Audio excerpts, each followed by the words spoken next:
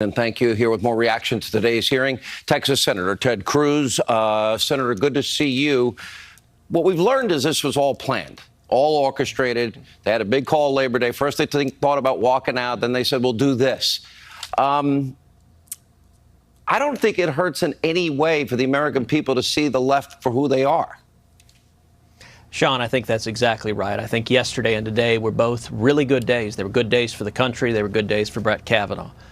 In 2 days of hearings on the Judiciary Committee, the Democrats have not laid a single glove on Brett Kavanaugh. There's been a lot of screaming. There's been a lot of protesting. There's been a lot of anger. And it's really the reflection of the incredible rage and fury we're seeing on the far left. And you're right. By all appearances, these protests are closely coordinated with the Democratic senators. Indeed, yesterday, Senator John Kennedy asked about this conference call between Democratic senators and the protests to disrupt the hearings. And Dick Durbin, the Democrat from Illinois, he jumped in and said, yep, we had a conference call, and he didn't dispute that it was a coordinated effort. You know, yesterday, 70 people were arrested. But at the end of the day, the rage, the anger they're having, they haven't been able to give even a single argument that is going to derail this nomination. No Democrat has disputed that Brett Kavanaugh is qualified to serve on the Supreme Court. And they're just really expressing the rage of the far left to Donald Trump. They're mad that Trump won in 2016 and Hillary Clinton lost. And I think come October, we're going to see Judge Kavanaugh become Justice Kavanaugh. And that's a great victory for every one of us who cares about the Constitution and the Bill of Rights and our fundamental liberties. You know, I'm reading the Washington Post tonight as a result of this anonymous, frankly, gutless, disloyal New York Times piece. But they're actually talking about the sleeper cells have awoken of the resistance. And I'm thinking there's something extraordinarily dangerous if unelected swamp creatures think that they have the authority to undermine the president from within.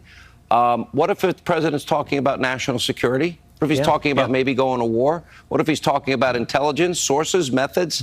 While the media is celebrating tonight, I'm thinking there's a great danger that exists. Right. Well, look, at one level, this is nothing new. With every Republican administration, there are Democrats that are burrowed within the administration that have fought against good and positive policy for the country.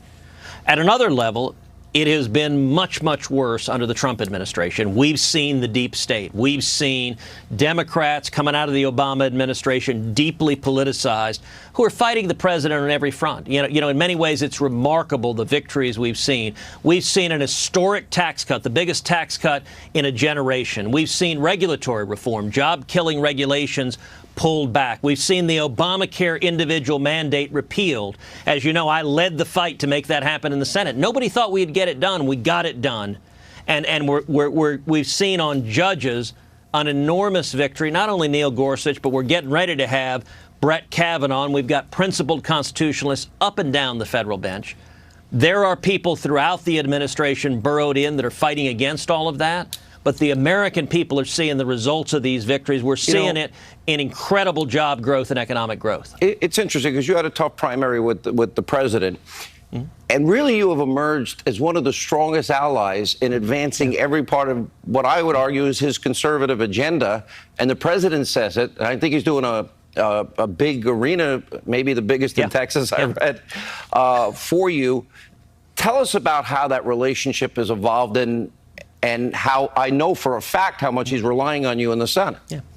Well, the president and I have worked hand in hand since the day he was elected. We obviously had a vigorous primary in 2016. It was hard fought, but the primary is over. And as you know, the week after the general election in 2016, I got on a plane. I flew to New York City, and I spent 4.5 hours with the president and his senior team. I said, Mr. President, this is an historic opportunity. It is rare to have control of the White House and both houses of Congress. We can't blow it.